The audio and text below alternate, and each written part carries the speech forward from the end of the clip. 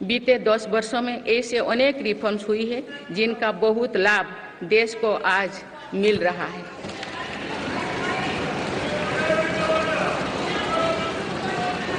जब ये रिफॉर्म्स किए जा रहे थे तो भी इनका विरोध किया गया था, नकारात्मकता फैसले की कोशिश की गई थी, लेकिन ये सारे रिफॉर्म्स समय की कसौटी पर खरे साबित हुए हैं।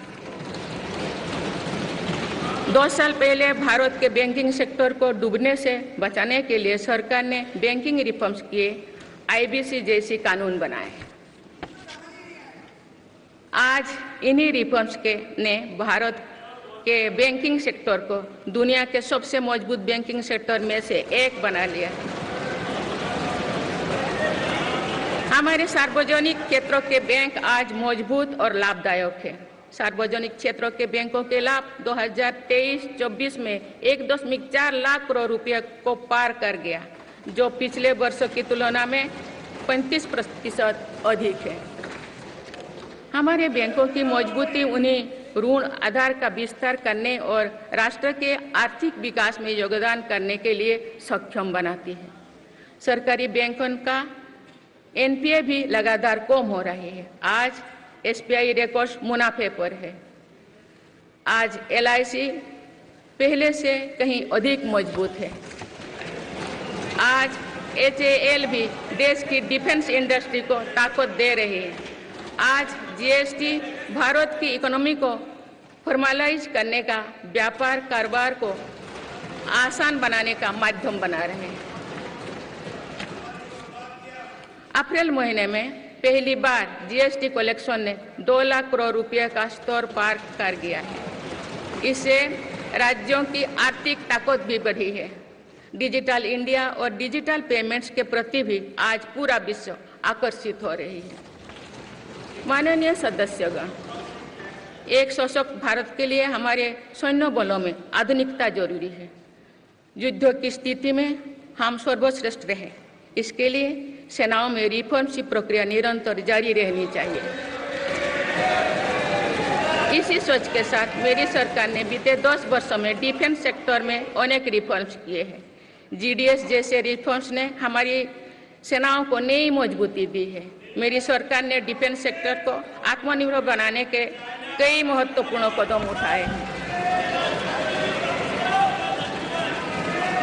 ऑर्डिनेंस फैक्ट्रीज के रिफॉर्म से डिफेंस सेक्टर को बहुत लाभ हुआ है। 40 से अधिक ऑर्डिनेंस फैक्ट्रीज को 7 निगमों में संगठित करने से उनकी क्षमता और दक्षता दोनों बढ़ी है। ऐसे ही रिफॉर्म्स के कारण भारत आज 1 लाख करोड़ रुपये से अधिक की डिफेंस मैन्युफैक्चरिंग कर रहा है।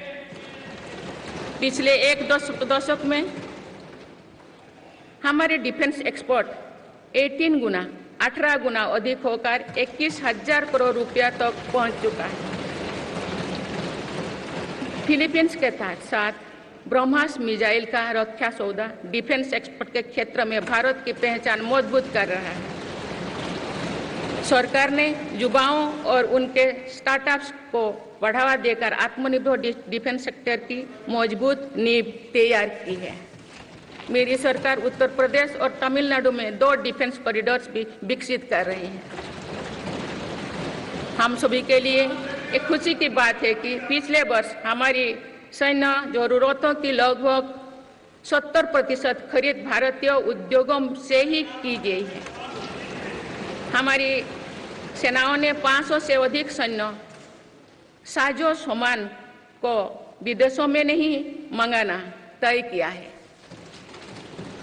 ये सभी हथियार और उपकरण अब सिर्फ भारतीय कंपनियों से ही खरीद की जाएगी। मेरी सरकार ने सैनिकों के हितों को भी हमेशा प्राथमिकता दी है। तभी 4 दशक के बाद 1 रैंक 1 पेंशन को लागू किया गया है। इसके तहत अब तो 1,20,000 करोड़ रुपया दिए जा चुके हैं। शहीद सैनिकों के सम्मान के लिए सरकार ने कर्तव्य पथ के एक छोर पर नेशनल वॉर मेमोरियल की स्थापना भी की है।